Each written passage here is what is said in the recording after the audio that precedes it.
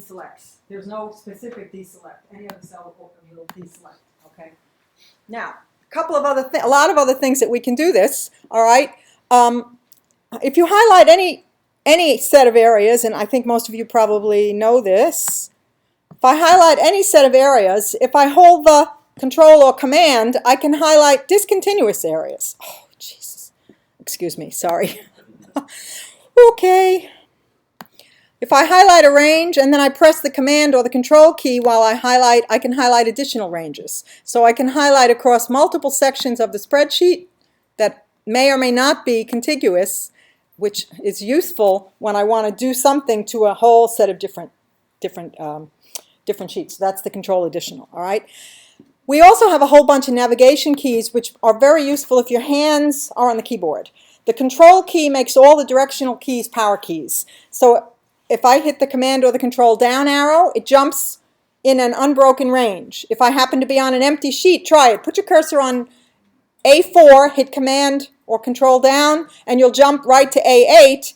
If I hit it again, I skip over the empty range, I jump to the next full range. Down again, I skip over the empty range, go to the next full range. If I actually go to column B where I have more data, so I'm now in B12 and I use Command down, I jump down to B14. The next one jumps down to B17. So each Control arrow will jump one continuous range depending upon whether you're on an empty cell or a non-empty cell. If you're on the end of a full cell, it'll go until it finds the next full cell. If you're on a full cell and there's a full cell adjacent, it'll go until it finds the end of the full cells. And these become really useful when your hands are on the keyboard and you want to do copying and pasting, and we'll see some of that as we go along. Okay. Another neat trick when you're working with the Control key, again, we're just doing fast warm-up. I want everybody to highlight a bunch of cells, doesn't matter how many cells. Type the number 1, but instead of pressing Enter, press Control Enter. And that's a fast way to enter the same value in a range of cells. Is that somebody's keyboard stuck? Okay, are you good? Okay, so Control Enter will enter whatever you just typed into every cell that's been selected. Nice. Okay, couple of other neat little things. Control semicolon gives you today's date. Today's time. Control. Well, it should be today's date. I guess we have it. This worksheet is set for the time, but it would be today's date. Control Shift. Yeah, I guess we have this set to be. Yes. Whoops. Okay. All right. And my favorite. I want everybody to scroll so that you kind of are looking at the area down around row 24. You need to see row 24, 25, 26, 27 on your worksheet. My absolute favorite Control key is Control or Command tilde.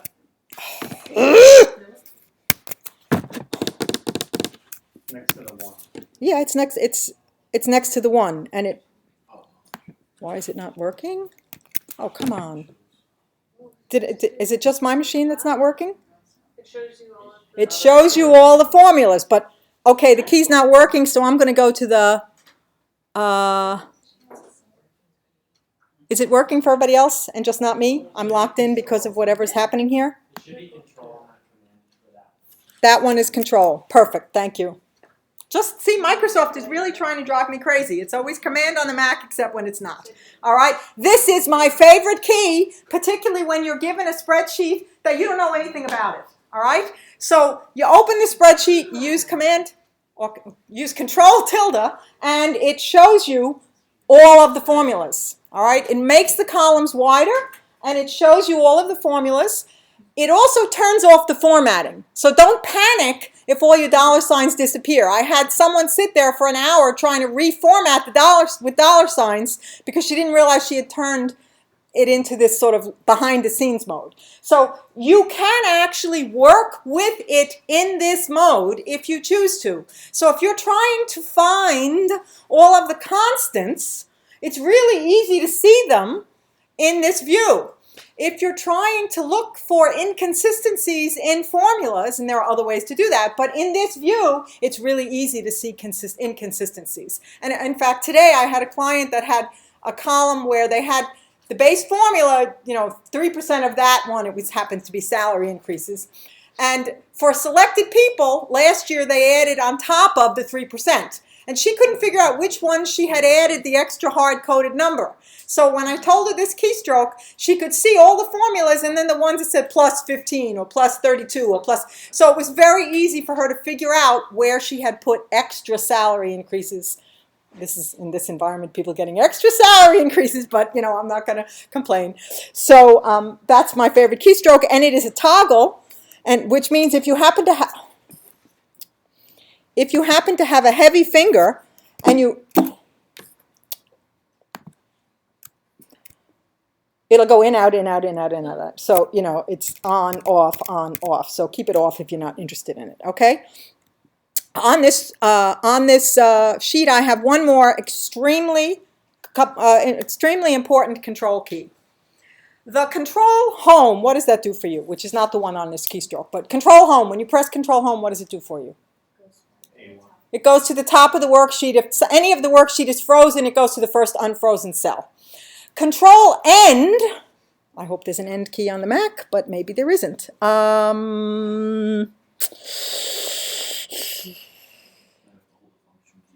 Yeah, I don't see which one it is, so I can't do it here, but everybody, does anybody have an end key on their keyboard?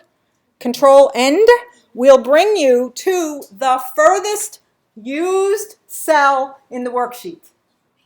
All right, and now, big warning. Used cell means even if it has a format, but it's empty.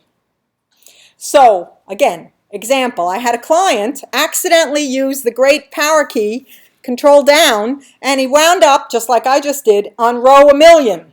Wasn't paying attention, typed a number, blah, blah, blah, blah, blah, formatted the number, made it commas, so it's formatted, and then looked up and said, I'm on the wrong cell.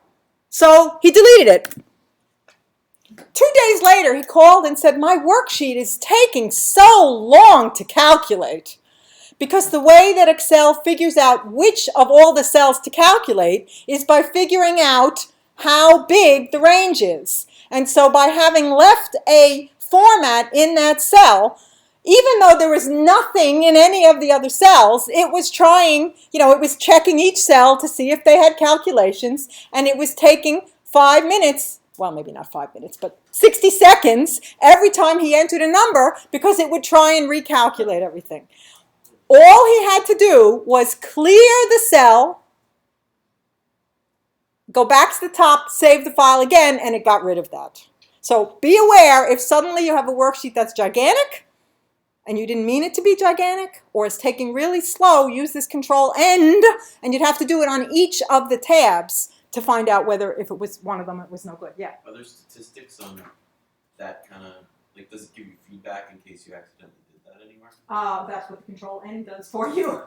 There aren't really statistics that tell you what, but when you save the file, if yesterday it was, 5 kilobytes and today it's a megabyte, that would be a hint. All right, but I don't remember that there's any statistics. Maybe if you looked on the info page, it might have something about it, but it's not obvious.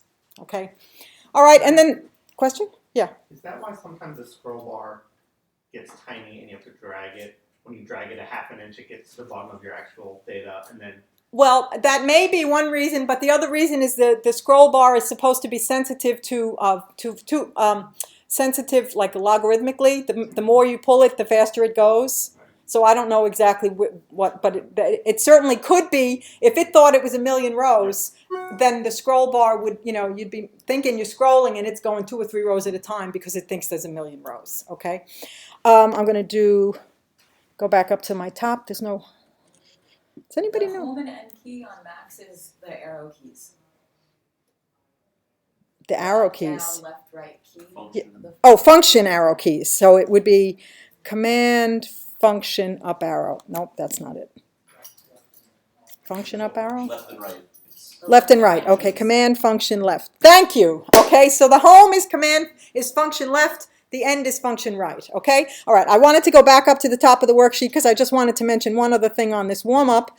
The last thing I have on this warm-up sheet was, well, the last few, yeah, is there are other shortcut keys. The Alt key will tell you, and now this depends on which version of Excel you're working with, but the Alt key, which is it just option? No, must be function option.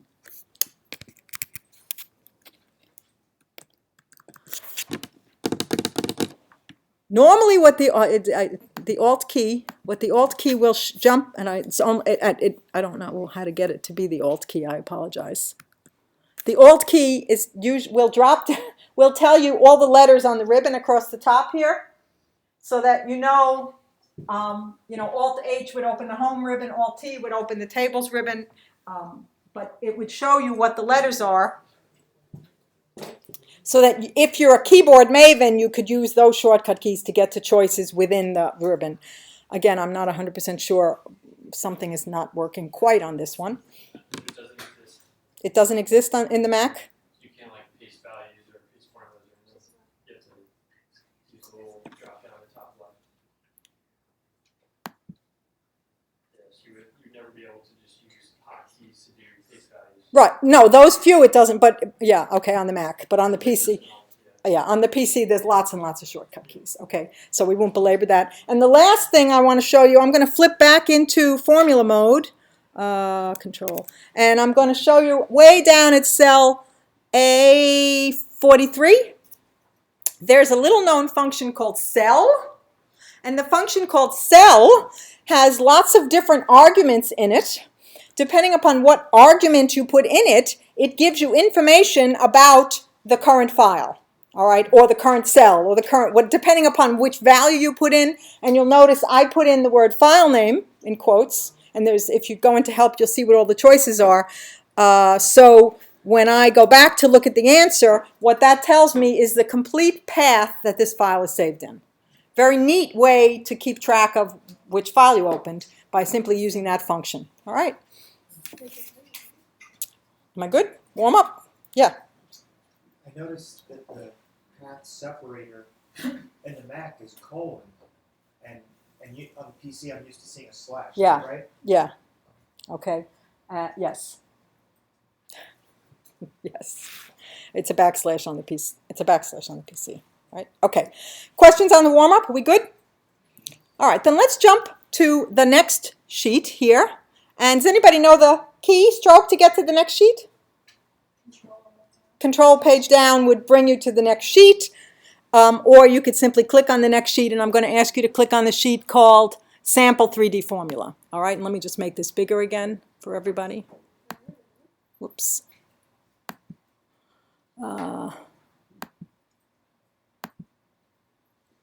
Okay, here I have a worksheet. Remember I said I was going to talk about when you have a file with multiple sheets that work together. So for this purpose, all the blue sheets will work together. So I have what will be a cover sheet, and we'll look at the cover sheet in a second. And if we just click once on the sheet, each of the other sheets, I'm not going to make them all bigger, but you'll see that they all have basically the same structure. Does everybody see that? They all have basically the same structure as the cover sheet. Make it bigger.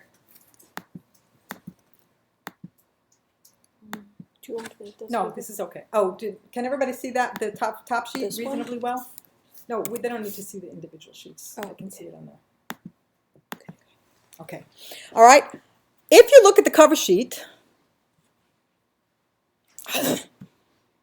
you can tell I do use Macs, but not on a regular basis. So if we look at the cover sheet, you'll notice I haven't got a formula everywhere. I have some missing information. But I do have a formula in cell B7. If you click on B7, and I'm going to flip into formula mode again. I told you I'd use it a lot. I have a sum formula in there. Everybody knows the sum formula, right? What does a sum formula normally do? Adds what? Range. A range. Numbers in a list. All right? But If you have worksheets that are adjacent, they don't need to be the whole file, but they do need to be adjacent. And if the thing that you want to summarize is in the same cell for all of the sheets, the whole rest of the sheet could be completely different, but the thing that you want to summarize is in the same cell, you can use the sum so it cross-sections across all the underlying files, sheets, and we'll give you a subtotal. All right? And that is what this formula is doing for us. You'll notice it says not just sum B1 through B7, it says sum of finance printing B7. And what that means is start at the finance sheet and go all the way to the printing sheet and add up all the B7s. Awesome, right? That's really helpful, okay? And it is completely copyable. So I'm going to ask you all to copy that formula. And we're going to copy it into all the sections that are blue. And you're going to see how spastic I am in doing this. I'm going to do one at a time. If I do control, how can I paste this, guys? How many different ways can I paste this? Double click on the crosshairs. I could double click on the crosshairs, yep. Copy and paste. Whoops, but I'm not good at double clicking, so I'm not going to double click on the crosshairs. I'm going to do it the other way. Someone else said copy and paste, okay? So I'm going to highlight and paste. If I use paste on the ribbon or Control V, and since I'm having difficulty with the ribbon, I'm going to use Control V, that paste pastes everything. The format, the background, the borders, everything. And I screwed up my worksheet now. Because maybe I wanted it all to be yellow, but obviously I didn't, or else I couldn't do this demo. But notice I also wiped out my underlines, and now I have dollar signs on everything. So I'm going to use Control Z to undo that. And instead of using pure vanilla paste, I'm going to use the paste that somebody alluded to. I'm going to click the drop-down arrow on my paste ribbon, in the home ribbon on the paste choice. And if you're on a PC, you actually have more choices. But on the Mac, we only have several choices, but there are two that are really useful. One is formulas. If you simply choose paste formulas, it will copy the contents without the numerical formatting, without the bordering, without the shading. All right? The second one that might be useful, not in this case because we don't want the background, but if you want the background and the numerical formatting but not the borders, then the third choice, which says without borders, is very useful. All right? I'm going to just use formulas because I don't want to wipe out the yellow. And so when I do that, I now have pasted my formula into all those cells, and I haven't wiped out the formats, either color-wise or border-wise, in the receiving section. Okay? Now, okay, so we've been working with this worksheet. We have 4 or 5 underlying sheets that are all similar. All right? Boss comes and says, now we're going to start to have travel. We're going to pay travel. So you have all these sheets that you have. You've got a summary sheet, you've got the finance sheet, you've got the printing sheet, you've got the real estate sheet. We need to insert and modify all of those sheets. If we select all those sheets at the same time, everything we do once will apply to all those sheets. So if we click on the top sheet, and we have to be clicking down in the tab, so we click once on the cover sheet, which is called Sample 3D Formula, and then how do we tell the system to select a range normally? What key? Shift, same key. If I press and hold the Shift key while I select the last sheet, which in this case is the printing sheet, so selecting all the blue sheets, all of the blue sheets are selected. The hint to you that you did it right is up in the title bar somewhere. It should say group. Mine is probably being covered by the, it's probably being covered by this thing here. It should have the name of the file and the word group next to it. Can we just move that out of the way? Just click on here. Okay. All right. Thank you. So if you look at the top of the screen, you'll see it now has the name of the file with the word group. when you are grouped, every single action you take is going to apply across all the sheets. So how can I insert a row between other compensation and bonus? Normally. I can click on the number 10, I can right click, or I could, well, I'm not going to right click here because I don't know how to do that on this particular mouse. I'm going to go to my home ribbon, I'm going to choose insert. It'll should insert a whole row. In row 10, column A, I'm going to type for travel. Let's all do this, see if we can get it all done. All right. Now, I'm going to flip into formula mode, Control tilde, and I do not want to copy the bonus, the formulas here down when I'm in group mode.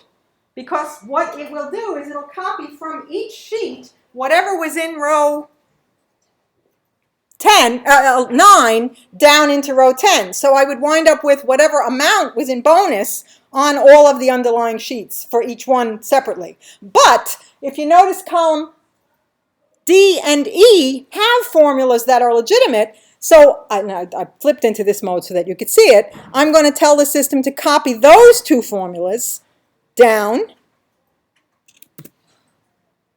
All right. I'm going to get out of formula mode. And now I need to get out of group mode so I can see the results. All right. To get out of group mode when you have multiple sheets is to simply click on any sheet that's not currently selected. So I'm going to click on the orange sheet, the next orange sheet. And that would, we're going to get off the sheet in a second, but that takes us out of group mode. Yeah. I'm getting this error that I can't insert because it was affected by Then you must have, you have selected too many sheets. You should stop the print. So what you need to do is click warm-ups to unselect, then start again. Click the blue, just click, and then shift click at the last blue. Click from sample right to right to print. Okay. What is shift click? Shift click highlights everything between what's currently selected and wherever you're clicking. And it works within a spreadsheet and it works across sheets. So it's really helpful actually when you're trying to select a range. You can click on one corner and then shift click on the other corner that may be, hundreds of cells away, and it'll highlight the entire rectangle. Shift is a range, control is discontinuous. All right. Did everybody get out of group mode, which was very important to do? All right. So let's click back on the real estate tab, which is kind of in the middle. And let's just plug in a value for travel, 77 or something. All right, so we plugged in a value in one of the underlying sheets. Let's go back to our 3D formulas, which is the cover sheet. And now we didn't put in our 3D formula yet on that new row, so let's now copy the formula that was in row 9 on only the cover sheet down. And voila, it pulls up all of the underlying values in that sheet. Okay? One last thing with 3D, is everybody with me so far? One last thing with 3D formulas. They work even when you add more sheets between the endpoints. So what I'm going to ask everybody to do is to press the, I'm going to say control, but it's probably the command key, and drag the real estate tab, which should duplicate the sheet. Maybe that's control. Let's click. All right, I'm going to cheat. I'm going to use move or copy, but I'm not on the right sheet. Yeah, move or copy.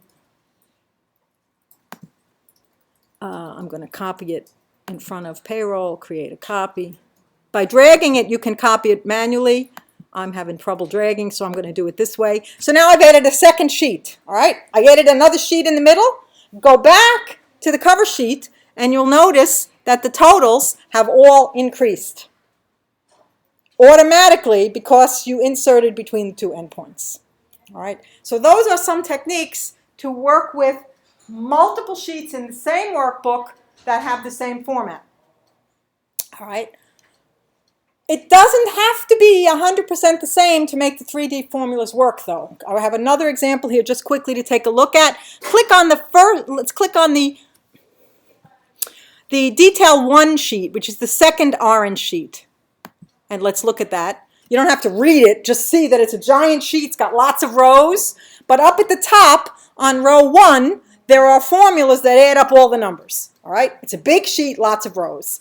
Let's click on the sheet detail 2, and it's the same basic structure left to right, but it's much shorter. But it too has totals across the top. All right? And as you might guess, detail 3 is going to be the same thing. Big sheet, totals across the top. If I now go back to the sheet called 3D different structures, you will see that on this sheet I don't even have all the details. I simply have, and let's make this bigger so we don't all go blind.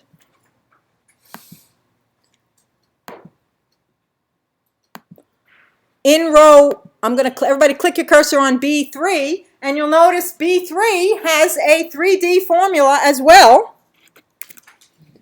that says add detail 1 through detail 2, whatever's in B3.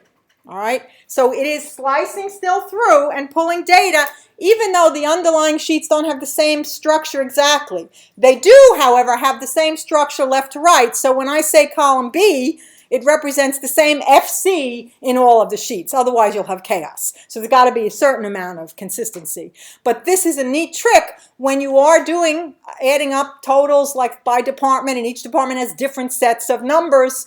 We all are used to having totals at the bottom or at the right. Well, you could still put them there, but if you repeat them in the top, and you could hide that row if you're not interested in seeing it, you can cheat and have your cover sheet pull the totals. Otherwise, you won't be able to do it with a 3D formula. Yeah? How do you insert this kind of formula? Insert. What do you mean? Rather than type it out and type in the names of the sheets, is there a shortcut? Like if we're on the same sheet, you would set equals and you would highlight that range. Yeah, okay. Everybody put your cursor on C3.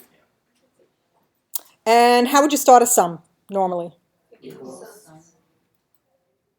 How would you shortcut start a sum? All equals. Sigma. The sigma icon, don't tell me it's not here on the Mac. Yeah, sigma, where is it? On the home ribbon. Right, top gray bar. To my right. Here it is. You hit the sigma. Whoops. Come on. It starts to build a sum formula. Everybody got the sum formula starting there? Now it's making an assumption. The way it makes assumptions is it checks above it. If it doesn't find if it finds a number, then it thinks you want to add numbers above it. If it doesn't find any numbers above it, then it checks to the left. And it looks for numbers. And in this case, it's finding the number to the left. So it's assuming that's what we want to add. But that's not what we want to add. As long as what it's guessing is highlighted, the very next thing you type will replace it. And here it takes a little bit of finesse to get it to work right. You have to first click on the first tab that's going to be summed. So I'm going to click in this case on the Finance tab. All right?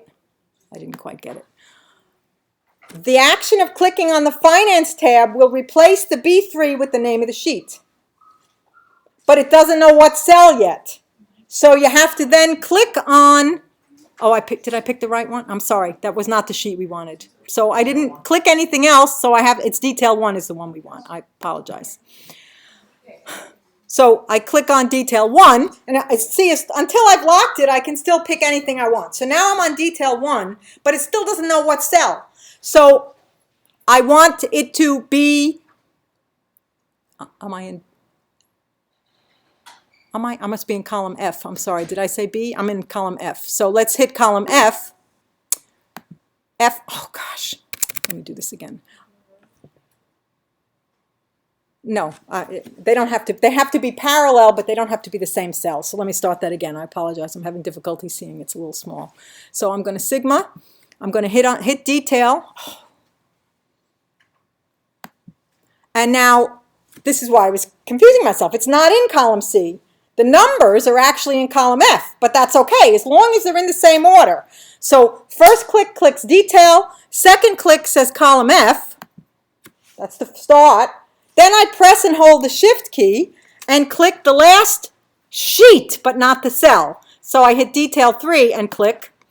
So it now has built the formula sum of detail 1 colon detail 3 exclamation point F1. And then I'm going to hit enter, and now I've got my total.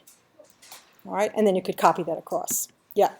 Sorry, so on detail 1, I go to the first row on column F. Yes, because I'm trying to show you a lot of stuff here. That they have to be consistent, but they don't have to be the same. So even though I want the answer in column 3, it's the second set of numbers, which happens to be column F on all the detail sheets. You know, in this it's quick 2-hour session. I want you to see lots of different things. And then control. Then not control, then shift and the last sheet, because you want everything between. If you do control, it's just going to do the last sheet. Okay? And now, just because I like to use keyboard shortcuts, I want to copy this all the way across. All right? But I can't use that control all the way across because that's empty. But I can cheat. I'm going to do Command C, which highlights. Then I'm going to move my cursor up to where I have an unbroken range. Then I'm going to use Command right arrow, which brings me to the very edge. I'm going to go down, down, and then I'm going to do Shift Command left arrow, which will bring me back, but highlight at the same time. And then I V, and I've now pasted in all those cells at one time. So that's why I showed you all those shortcut keys in the beginning, because they really become useful as you start to build worksheets. Okay? So far, so good? Okay. End of 3D. Let's move on and let's talk about external links a little bit. All right? 3D are great when you have control over the whole sheet. But if you have 15 people working on files and you need to add them up, they should maybe be working each on their own file and you want to pull them up together. All right, and that's one reason, because then people can work on the same file at the same time. I mean, not the same file, but their own files at the same time. Another reason to use that would be if, you know, Mary is not supposed to be seeing Peter's budget. So they each have their own budget, but I'm in charge of adding up all the budgets. All right, so that would be a situation when you could not use a 3D formula with the files in the same workbook. You would have to have everybody have their own workbook. And in that case, they don't have to be exactly the same structure, but they should be similar. All right, so what I have done is if we click onto the sheet called External Links, and let me try and make that bigger again so that you guys can see it better. All right, this is a very simple worksheet, and it actually is pulling data from another worksheet. It's pulling the salary and the office expense. And I'm going to try and show two different things at the same time. One is I want to show you how you can find the file that it's linked to and open it and look at it. But then I'm also going to show you on the file that it is linked to, one of the formulas has been set to use a technique that will protect it from getting screwed up, and the other has not been, okay? And the technique is range names, all right? So first question would be, how do I know what file it's linked to? Here we go with the Mac again, okay? If we have a linked file, when you click to the Data tab,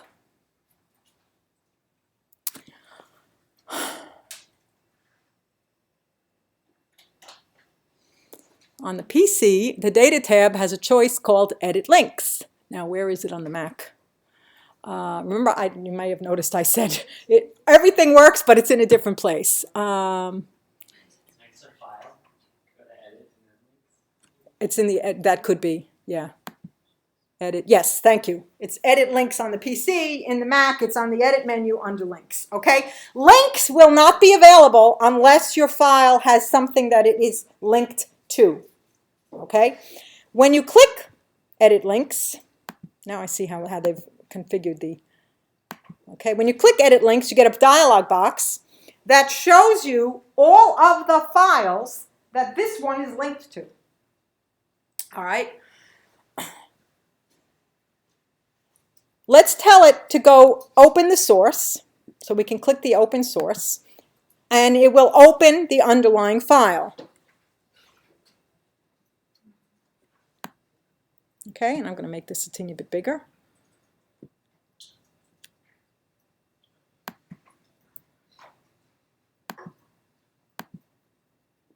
All right, let's just change on the underlying file where we have the wages for January are currently 100. Let's change that to be 900. And you'll notice instantly, because it's a linked file, our cover sheet, from the original file changes. All right, that's no problem. I would like you all to click back to the sheet, the April sheet, close it, and save it.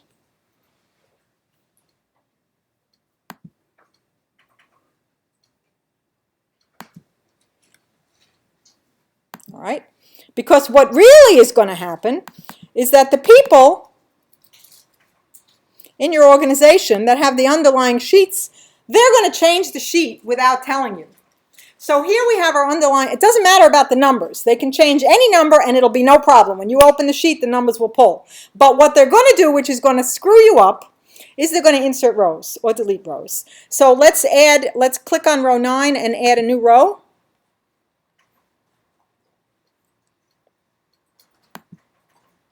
And let's make it travel.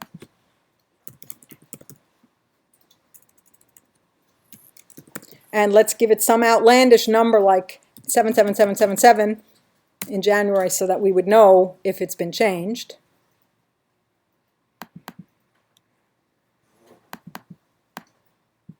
All right.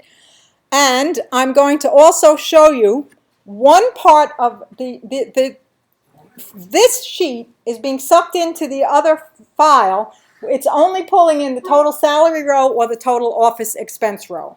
One of those rows is protected with a range name and the other is not. All right. To find out which one has the range name, if we click on the left edge of the screen, kind of next to the formula bar where it says B10, that's our go-to box. And it will show you, I'm not going to explain how to make range names right now, but range names are the ability to put an English language name on any range. And then that name can be used in replace of the range at any point, okay? So it's telling me I've range named total salary. If I want to go there to see what it is, it shows me, yes, that's the section that was total salary, okay? So total salary is range named, but office expense is not range named, all right? So let's see what happens. Let's close and save this file.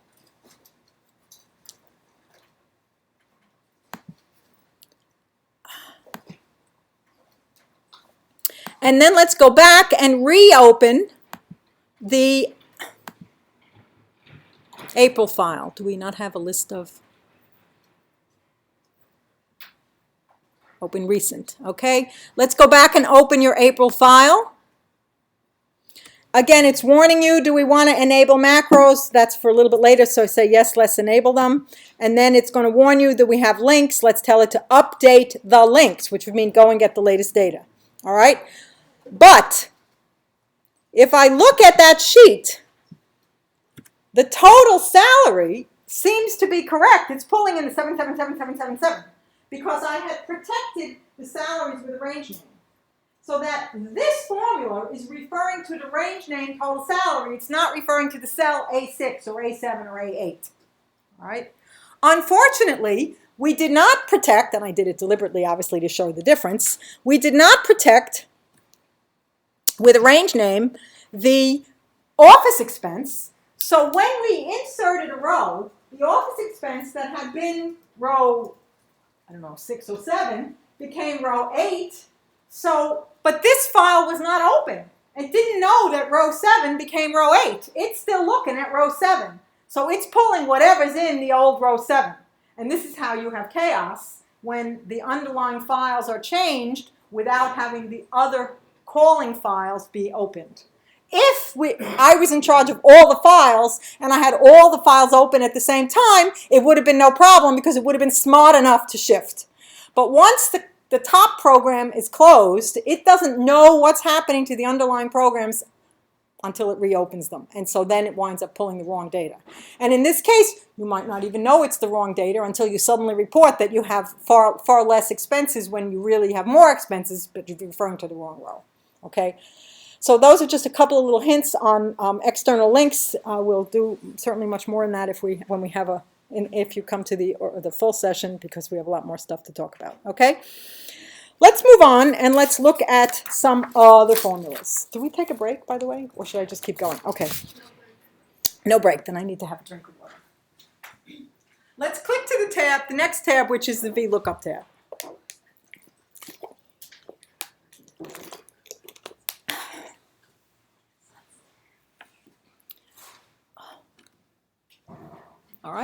How many people have used this thing called lookup? Oh, good. All right. How many different variations do we have of VLOOKUPs? How many? Two. And what's the differences? Vertical and horizontal. Anybody care to contest that?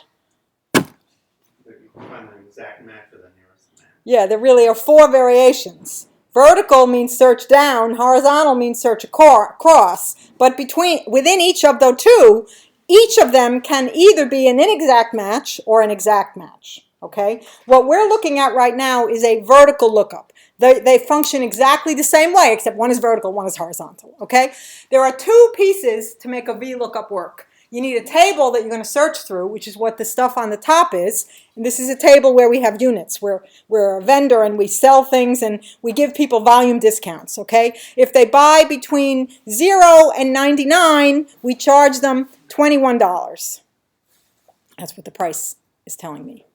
If they buy between 0 and 99, we've paid $17 per unit, okay? So if they buy 401 units, we're going to charge them $16.33, and we only have to pay $14.11. It's a stepped kind of lookup when it's an inexact match, all right? And volume discounts are one common use of stepped lookups. Can anybody think of another one? Grading? Yes, grading. That's a good example. You know, if you've got, I'm going to start at the top. 100 to 90 is an A, 89 to 80 to 80 would be a B, et cetera, et cetera. So they have steps. Post office.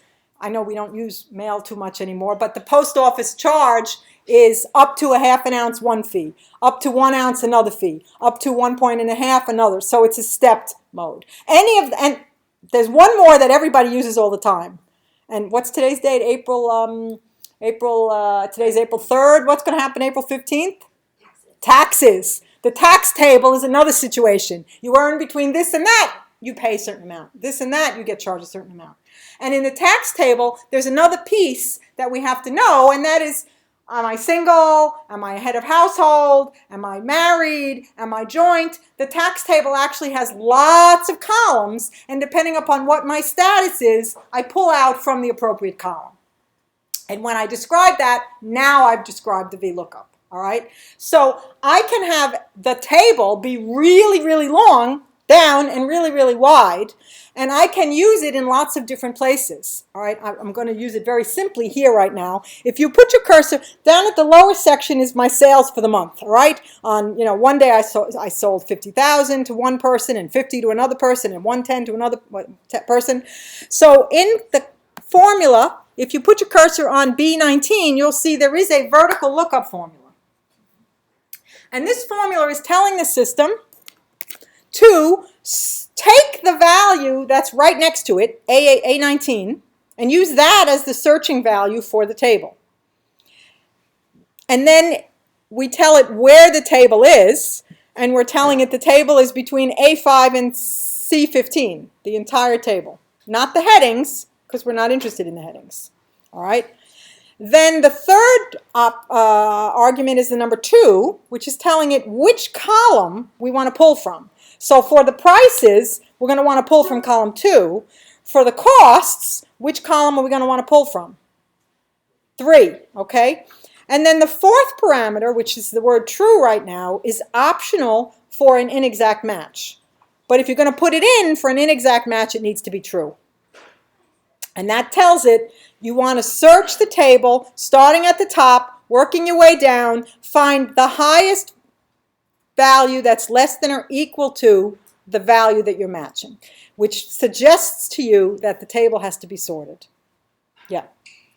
The columns are labeled with letters. Is there a way to find, like when you get into bigger spreadsheets and it's like AB or RX or whatever it is there a way to find what the index is of that letter combination? You mean the number 2, 3, or 4, whatever, that kind of thing? Yeah, I'm going to show you a shortcut in a couple of minutes, but there's not an easy way to find it. You have to use another formula, okay? Before we get there, though, I'm going to go back to, all right, let's try and copy this formula down, and I'm going to use Control-C and just highlight down, down, down, down, and I'm going to also try and copy it across, And you'll see that when I copied it across, well, down is working perfectly, all right? So I've got, if I bought 50 units, it would be $21 a unit for the price. But unfortunately, the cost part is not working for me, right? The cost is still giving me the pricing, right? And that's because that third parameter, the 2 or the 3 or the 4 or the 5, which relates to this gentleman's question, is not dynamic. It's literally a hard-coded number. So if you're going to copy the formula across, you're going to have to go in manually and change it. I mean, there are some other techniques, one of which we're going to see, but there are many different techniques, all right? So does everybody see what that problem is? So I'm going to go and edit the formula. Just go right into the formula in C19, and let's just edit that and change the 2 to a 3, because it's really the third column. Whoops, that wasn't what I wanted to do. Comma 3. And then that formula needs to be copied down. All right, and now I have a true calculation. Yeah. Excuse me, since we're speaking about VLOOKUPs, yeah, good question. I find that there's a lot of times you end up with inaccurate information. Inaccurate information? Yeah, maybe it's over-inclusive or under-inclusive of the data that it's gathering, like the same way you had to change the hard-coded. Is there ever really a reason to use a VLOOKUP over like a nested index model? Oh, absolutely. It's much faster. So, okay, so, And it's more flexible.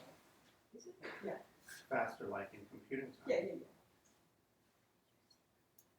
I mean, you can, and it's a cleaner formula. Can we talk later? Yeah. Okay. But there is a technique, just like what you're talking about, where you have nested, you can have a match. It's not just an index match, okay? All right. So let's look at the other example, the next tab, because there are lots of ways to get around that, all right? Let's click on the tab called VLOOKUP Inexact Match More Flexible. All right, I'm going to make it bigger again. And I'm going to flip back into formula mode. And this is the kind of thing that the lady in the back wanted to try and improve. The hard-coded number 2 or 3 is a pain in the neck, because when you copy it, it doesn't work. But if, and there's a lot of different techniques, I'm just showing you one technique right now. If you have the situation where the heading of their column that you're working in matches the heading of the table, then you can use another function called a match function, which works kind of close to the VLOOKUP, but only will search one range. So I have this function, you'll see embedded in this function, you see instead of having the number 2, we have a function called match. Let me make this a little bigger still.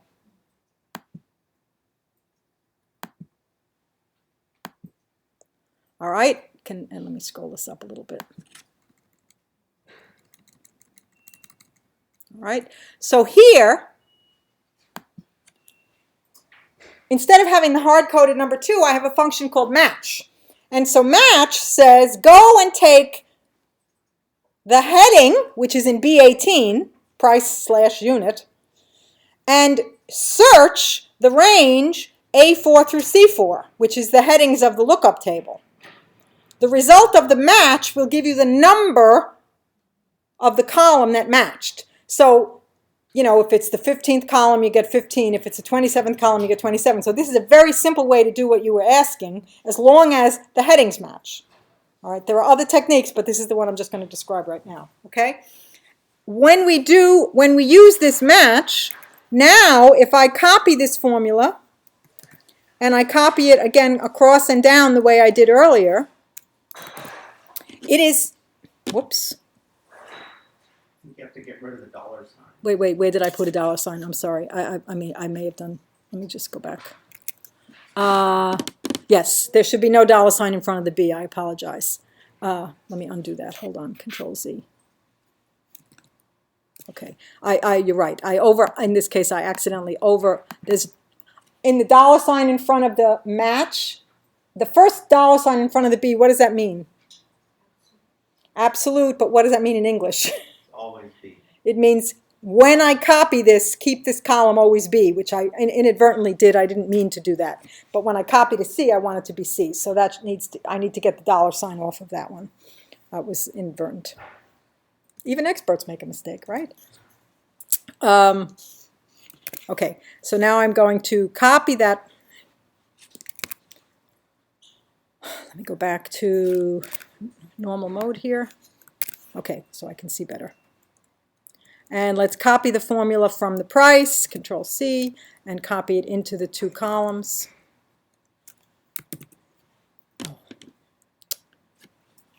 All right, that's not right. Okay, I did something else wrong.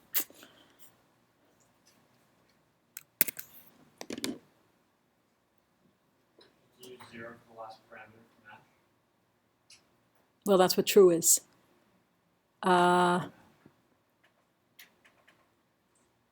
What did I do when I copied this? There's a dollar before. Well, after the C4, you need a comma 0. Match. Okay, yes. Thank you. I don't know why how that got lost in there. After the C4,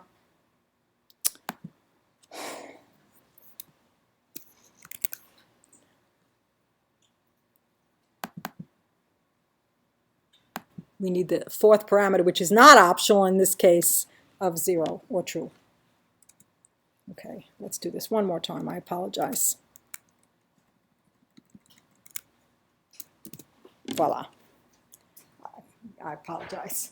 The match, just like the VLOOKUP, if you has a fourth parameter that if you leave it out, it works a different way, and I inadvertently left it out. So, but once you have it set up right now, I could copy it across 1,000,000 columns, and it would be correct as long as the column headings match the headings in the table. So it makes the VLOOKUP much more flexible. All right. There's a second variation on the lookups, and that would be for an exact match. All right, so if you, let's click to the tab, the next tab here, which is VLOOKUP exact match. And let's make it a little bit bigger.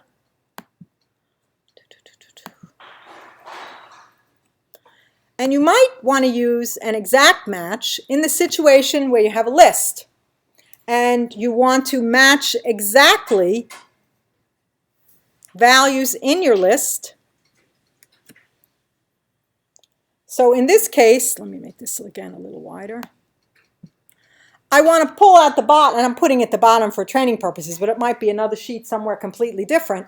I want to tell the system when I plug in employee ID 121 or 124, I want to find all the values that relate to 124. I want to pull the last name, I want to pull the first name, I want to pull the salary. All right?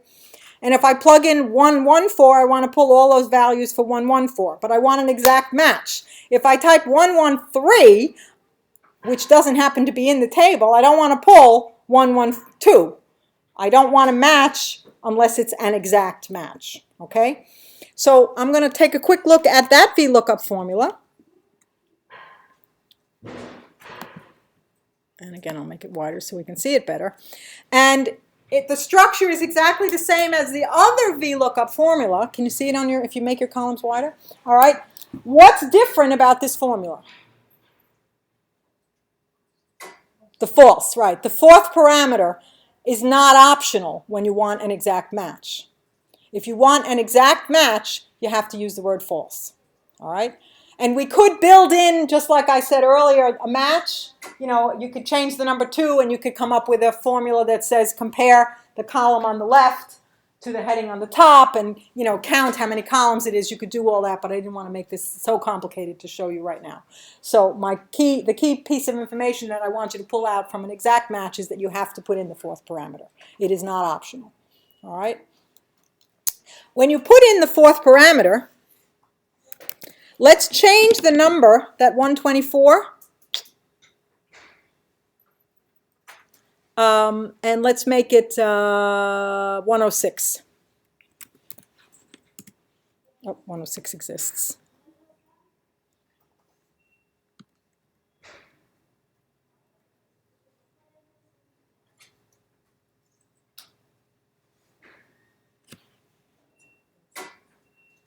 Yeah, 999. 999 does not exist. All right, make it 999. When you are asking it to be an exact match, and you put in a value that's not in the table, you get an NA. All right. If you have an inexact match and you put a value that's not exactly in the table, it depends on where it is what you get. With an inexact match, if you put a value that's higher than the highest value, you get the highest value, the results of the highest value, because the way it works is it's finding the highest value that's less than or equal to. If you put in a value that's lower than the lowest value in the table, then you'd get an NA. All right, so you could get an NA with an inexact match. All right. So, Yeah. on inexact match, if it's not sorted ascending. Ah, you'll get completely wrong answers. That's exactly right. It won't give you an error. It'll give you the highest value that it, because what it does is it starts at the top and it searches until it hits a value that's higher than the one you want. And then it stops. So if it's not sorted, I mean, you may occasionally get the right answer if the first few are sorted, but once it gets out of sequence, you'll get the wrong answer without getting any errors. So it's critical that if you are doing an inexact match, the first column, which is the search column, has to be sorted. And if it was a horizontal an H lookup, then it would be the top row has to be sorted. Okay, that's critical. Yeah. So, I've read a bunch of places that when you do a VLOOKUP, that left column has to be sorted. Is that only Only true for if you're inexact doing- matches, because you'll see here, those numbers clearly are not sorted for the exact match. And it doesn't matter. If I put 110 instead of 999, I will get Suyama. So for an exact match, it doesn't have to be. Okay? Okay. Let's continue on, and let's go to the next tab here, which is logical functions. All right, how many people have used logical functions? All right, we've got if functions. All right, and what's the point of an if function? It's true, return one value. It's not. No. Right, the if function will let us put different results in a cell depending upon a question. All right, and the plain vanilla if would be only two choices. All right, and here we have a classic example of when we might need to use a plain vanilla if. All right, this is a particular worksheet where we're adding up. We have lots of different kinds of work, and at the bottom of the worksheet, and there's two pieces here. Let's look at the top piece first. We have different categories of work: consulting, administrative work, and other. And we want to calculate what percentage of the gross total each kind of work is. All right. So if we look at the formula that is in C6, we have a formula that says take the row above, which is the kind of work it is, and divide it by the total. All right. If we happen to be in a month like February, where we haven't yet put any values, then our total is 0.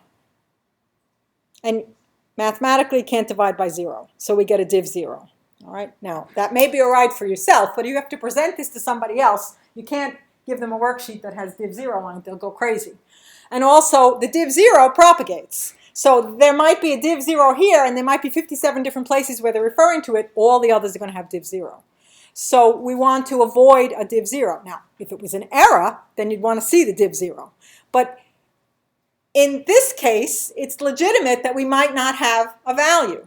So if we don't have any values for the month, we just don't want it to do the division. So we can build an if function, which is what I actually have done in the March column. So let's look at the formula in the March column. And in the March column, we say if D14, D is the column that we're currently in, 14 is the total row, and here you see we do have the partial absolute, which was the mistake I made on the prior sheet by accident. The column we want to shift, the D, the E, the F, all right? So if D14, meaning the total, is 0, then there's a comma, and then I have my true value, which is 0. I want to just see 0. But we could put anything there. We could put text. If we put text, we put quotes around it. We could put another formula, or we could have a value. So in this case, I want to see 0. If D14 is not 0, then I want to do my division. And I just take my D5 divided by my D14. All right? And so that's the way that we avoid having a divide by 0 error. And this is a classically badly designed worksheet, but I see this all the time. People start up a worksheet, and now in this case, let's pretend. All right, so January has numbers, okay. people start to say, oh, February. They see there's an error in February. Now they realize, oh, I got to put my if function. So they put the if function in February and they don't copy it all the way across. And then down the road a piece, maybe November has an error. And so you wind up having lots of different formulas in the same row. Be consistent. So formulas in the same row are the same. Otherwise, down the road, you're going to wind up having a lot of chaos. So given that the March is the correct formula, let's just all copy the March formulas. And I'm going to use my fancy technique of control. I'm going to go left, shift, command, right, highlight all the places where the formula should be, and then paste. And so now I have, at least for row 6, I've updated the formulas all the way across. And you could paste it down, down, down, but I don't want to take the time to do that. Okay? Does that make sense? Most of you used ifs? But sometimes we have more than 2 choices. All right? If I have a 0, then that means I had no cost. But suppose I have a blank. And a blank means I didn't yet get my numbers. This is very critical when you have budgeting. You know, when you start with the budget, a blank means you don't have any numbers. If you plug all zeros, you don't know whether it's supposed to be a 0 budget or whether you just didn't get the numbers. So we like to have blanks to indicate we don't yet have the numbers yet, and zeros meaning we don't have a budget for that category. All right? Can't do that with just a single if. But you can distinguish those by having nested ifs. And in this particular situation, we can make a nested if that uses an informational if command, logical command, to test the contents of another cell. So let's go back and look at the formulas one more time. And let's look at the formulas below, which is exactly the same kind of worksheet, but it's going to have 3 levels of formulas. So look at your cursor on, let me make this bigger. The formula in F23 would be good. All right. So the formula in F23 now is a nested if, meaning I have one if within another if. But the first if says if is blank B20, meaning I don't have any numbers yet. So if B20 is empty, then I don't want to see a 0. I want to see the function called NA. All right. And we use the function called NA so it doesn't cause errors later on when we're doing calculations. If you literally put text NA, then later on if you're doing calculation, it would treat that as text and could cause errors depending upon the kind of calculation you're doing. All right? So here's where we have our nesting. The first if says if it's blank, if B20 is blank, then put NA. Then there's a comma. Now we have the otherwise, and we have the second if, which is the nested if. Because we've eliminated the blanks, now we only have 2 more choices. If it's not blank, then it's either 0 or not 0. So then we have our original if with the 2 choices. So we're saying if it's blank, put NA. Otherwise, check to see if the total is 0. If the total is 0, just put 0. Otherwise, do the division. Okay? Let's go back and look at the answers and let's test it out. So let's actually clear the value that's currently in the January, which would be B20, just delete that value. And when you move off the cell to get it saved, then you get an NA for that particular value. So now you know NA, I mean, you could have put the word missing or something else if you wanted to alert yourself that you needed to go get the information. But for those values that have a 0, like February, we're getting a 0% because that means we didn't actually have any values for that category. And so this is a simple example to show how you can use logical functions and informational functions to do fairly complicated comparisons. And let me say technically you can nest, I believe, up to 32 levels of ifs. But I'm going to suggest to you that when you get beyond 4, you're going to be really, asking for trouble, because if you miss a comma or you miss a parentheses, Excel parses it the way it thinks it should be parsed, which might be completely wrong. All right? So I would avoid nesting beyond 4 unless I was really very careful. And what you could do would be build all of the ifs separately and then later plug them together to make them nested, but that way you know each if is correct. All right? But don't try and build a 32-level nested if unless you really want to drive yourself crazy. All right? Okay, moving along. All right, we good so far? Okay, let's move to the next, which is a little bit of graphing.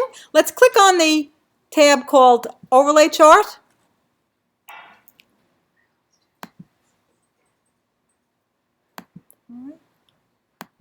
How many people have created charts?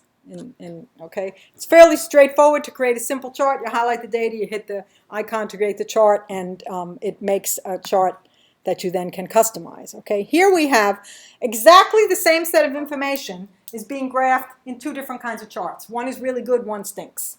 All right, which one is a good chart and which one stinks, even though they are telling you exactly the same information? The one on the left is better. Why? Because you change the formatting so it's easier to read. Right. All right. What we're comparing here are different categories of expenses: salary, overtime, other compensation, rent, etc. And we have this year's budget, actual, and next year's projected, but we're also comparing the variance as a percentage. All right. And the variance as a percentage is a whole other animal. All right. It's not the same scale. It's not the same values. In the chart on the right, we've charted it, but we didn't change the way it looks, so it's very misleading to the reader. The reader's going to look at it and say, what is this thing floating all over the, all over the chart? By simply changing the type of the type of chart that one element is, we then make this chart an overlay. They call it an overlay because it really is two charts, one on top of the other. And by changing the look of that one series of data, and it could be several, but in our case it's one, we tell the reader two things. All right, variance is a different animal, plus it has a different scale. So you'll notice there's the scale on the left is in actual numbers, the scale on the right is in percentages. So visually you see there's a difference because it's a line and because it has a separate scale. So you can understand more quickly what the chart is. All right, and it's really very simple once you have the basic chart set up to change it. So if you all just click on the green, on the chart on the right, on any one of the green bars. All right, when you click on any element in a chart, you wind up with a new set of tools in your ribbon that relate to the chart. And we want to tell it, and if you look on your screen, on your ribbon, we need to be on the ribbon called chart layout, which is the one that I'm currently on. Which one am I on? Chart? Yeah, chart layout. And it's on the extreme left, we have the ability to pick a different type of chart. And because I only have one data set highlighted, it will only change that one data set. So I can now tell the system make that a line. And when I do that, I now have made my chart on the right look like my chart on the left. Very simple change. There's lots of other things you can do with that, but this is just to give you a sense of the kinds of things you can do with the chart. Okay. In addition, let's click on the data on the next chart. Is another simple kind of chart. And again, we're not going to do all of these changes here today, but I want to give you a sense of what kinds of things we might talk about, and also what the power is. But on the left-hand side, this is actually again the same set of data being graphed. In this case, we're graphing 2 points of data. All right. The other chart we were graphing only the values. In this case, we're graphing the return versus the investment of the return versus the investment amount. And this is what a typical XY chart that you might have created in grammar school. When we were in grammar school and we were learning how to chart, we had 2 points and we went here and we picked that and we went here and we picked that. We picked a particular chart. In Excel, most of the charts aren't that way. Most of the charts have one value and one word, category. But this particular kind of chart has 2 values. It's an XY scatter chart. All right. If you choose the default, which is the one that we get on the left-hand side, the chart on the left-hand side is what you would get when you first create the chart. It simply is giving you the points all scattered along, and yeah, that's a chart. But when we talk, a lot of times when we talk in finance or we talk in marketing, we want to have how is our data segmented, all right? in the right-hand side, if you look on your screen, you probably can see it a little bit better. Let's see if I can make this bigger. Nope, that moves it. Hold on.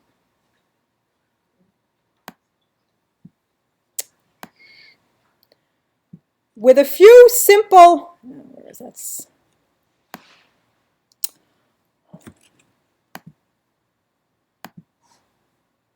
That's what I want. Okay. All right.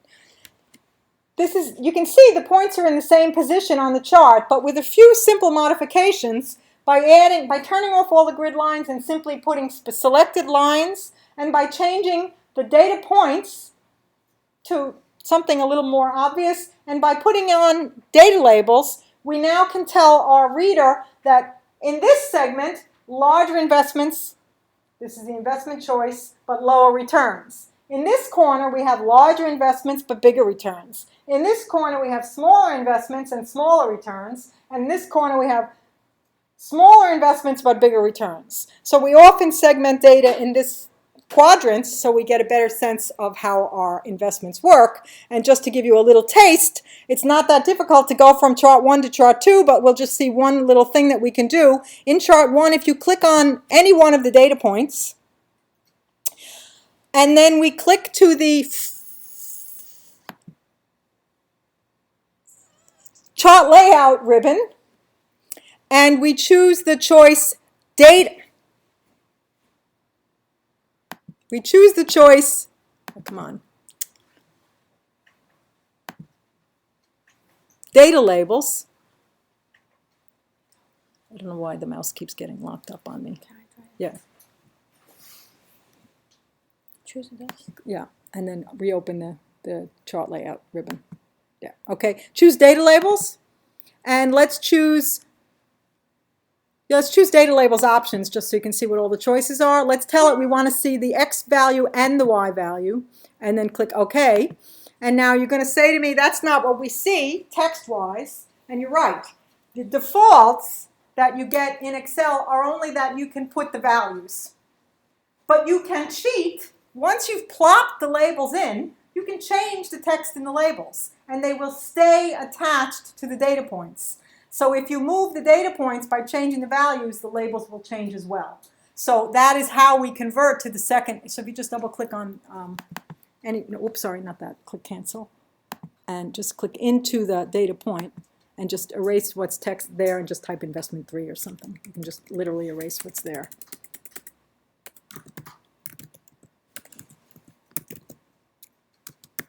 All right, so that label is now attached to the point even if the point moves anywhere over. So that's a way to cheat, to have labels that are not necessarily the values that Excel wants to show, but they stay attached to the chart. So that's just a little technique in charting, and obviously there are some others as we go. All right. Yeah, we're gonna wrap up really quickly. It's getting a little late. All right, so let's take a quick. How many people have used data summarizations in any shape, manner, or form from lists? If we click onto the data summarization chart tab, here we have lots of lists, and Excel gives you a whole bunch of preset filtering abilities. By turning on the filters, you can turning filters on, you can ask it to give you subsets of any given list. All right, that's, I don't know if people have used that to any extent, but we can easily tell the system to filter our list by using the drop downs. All right, but that's one way to slice and dice. If we scroll to the bottom of this list, however, we see that there are several different variations of formulas that we can use on this list.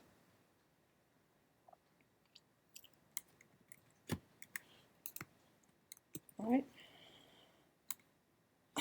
Let's filter this list just so we can see the effect. Click on the client and just pick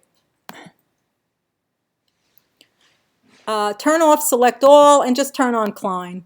All right. So we have our list currently filtered. All right. So we're only looking at Klein. You'll notice in the yellow subtotals there are different values. All right. And I'm going to flip into my formula mode. The normal sum formula always looks at every cell in the range, even if it's hidden. The special subtotal formula can be told to use those that are hidden or not. And the special subtotal formula can be not just sums. This number 9 means it's a sum and ignore the hidden values. But if you go into help, you'll see there's 9 choices. There's really 18 choices. You know, you can do average, deviation, sum, max, min. And if you use the numbers 1 through 9, it means ignore the hidden cells. If you use the numbers 100 to 109, it means include the hidden cells, in which case you get the same result as if you have a sum.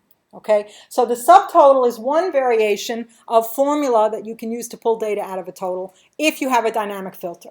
All right. In the lower section of this worksheet, I just show you a couple of other ways that we might be able to pull data out. We can build dynamic criteria. Okay, so here we have a criteria where we're looking for the sales department, and in the red section we have totals that are relating to the sales department only. It doesn't matter what's being shown, we're going to get the complete total. It doesn't matter what's filtered or not. All right, let's just change the value that's in A158. There's a little drop down there. It's a validation. Change it to the planning department, and the minute you change it to the planning department, all the totals will adjust for the planning department. So that's another way we can aggregate. And then the third way that we can aggregate through formulas is down in the lower section. And this formula gets is a tricky, a neat formula because it uses a combination of array formulas and if formulas to calculate the results for more than one cell. So, for example, in the median, when we're calculating a median, if we want to calculate the median for each and every department, if you don't know how to do this technique, you have to sort it, put it together, do a value, and then do a median, do a median, do a median, which in fact I have on the upper right-hand side of this worksheet if you look at it. Whole bunches of formulas somewhere in here. I'm not going to worry too much about it. If you want dynamic formulas, though, you can combine. I'm going to put this back into formula mode. And make this column a little bit bigger so you can see the formula. I'm not going to explain the entire formula right now, but to let you know it's a combination of an if formula that says if the value to the left, meaning planning or info technology or finance, is the same as the value in the database, then include it in my calculation. Otherwise, leave it empty. That's what the if portion is showing you. You see, if the values are the same, include it. Otherwise, leave it empty. That's what the empty quotes are. Because when you're calculating a median, you don't want to include any values that are not part of it because they'll throw off your median. You can't say 0 because that'll bring your median down. So that if formula is going to give you, well, if it was simply an if formula, it would give you one result. But we want the system to add up all of the ifs at one time and then take the median. And we do that by telling the system that this is an array formula, which when we edit the formula and save it, we use Control-Shift-Enter, which tells the system to evaluate the if formula for every result and then calculate the median. And so that's a neat trick because the median formula is not available any other way in an aggregate. It's not one of the formulas you can download or put in a pivot table or anything like that. So this is one of the few ways to get a median for dynamically changing departments. And we can, you can take a look at it in more detail. All right? Mary, Yeah. in the longer class, you cover array formulas. Yeah, yeah. I mean, I'm giving you a taste of what 20 hours will cover. All right? Right now, I'm not trying to teach. I mean, I'm trying to show you, but I'm not going to, I'm explaining what I can explain within a short duration of time. Okay? All right? Let's move on to the pivot tables. Sorry. Yeah. I noticed you had a formula called D sum under the highlighted in pink. Yeah. What is that? Okay, the D sum is a formula that is using the criteria that we have set up on the left. On the left-hand side, I set up a criteria that said, I want to pull the department called planning. And so when I plugged in planning, I was telling it to go search the database for the column department, find everything that matched planning, and give me the sum. dsum means domain aggregate. And so in the dsum formula, the dsum formula is look through the database, and here we've named it sample database, match on the field, column E7 is the one I'm adding, and use the criteria and only give me those matches. So sample criteria is range named, sample database is range named, and then the value in column E is the one I'm looking for. How do you look up the range? How do you look up the range name? You can, on the left-hand side, we have a go-to button, and if you click that drop-down button, it'll show you all the range names, okay? Yeah. Okay, last thing, we won't bother with pivot tables right now. Let's to give you a little bit of a sense of macros. Let's go to the tab called macros.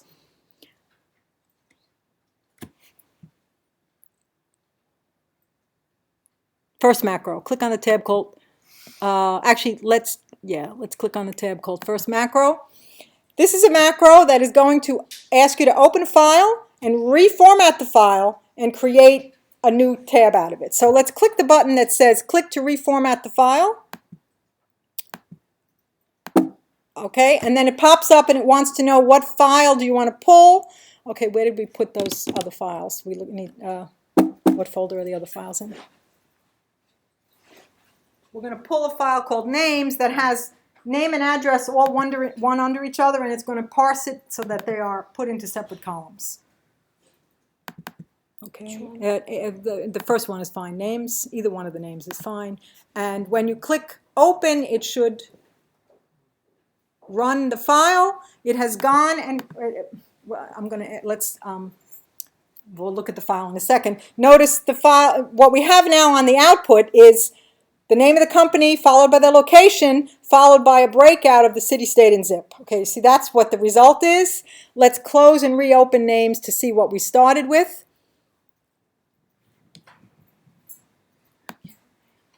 Just close and then just reopen. Oh, don't save. Yeah, okay. Have to wrap. Okay, and just reopen it, and you'll just see what it looks like. We have to. Yeah, okay. 1 second. Just open names. The original file had the company followed by the location, company, location, and it parsed it, separated them, moved them to a new column, and parsed it out into city, state, and zip. So that macro has the ability to open a file, check the contents, move things around, parse them, and then produce a new output, and loop. So those are different techniques that we would use. So this was the original file, was a single column list, and the macro went to the list, looked at the top, worked its way down, stopped when it came to the bottom, and basically reformatted. I'm sorry that we had a little bit of rush, but I hope that you feel that you got some techniques out of this. And guys, we have a traditional called Moment of Truth. You will upload or download for today's event, and Mary won't be looking at you. All right, I'll go outside and you can... No, you won't be here. Oh, I can be You'll here. Oh, okay. As long as you're here, it's good. Okay, but Guys, do I have to face here? Okay. Yes, okay. We're voting. Good or bad? Very good. Super good. Okay. Is everyone voting? Awesome. 1, 2, 3. Thank you. Good job tonight. Thank you. Thank you. Yeah. I will make the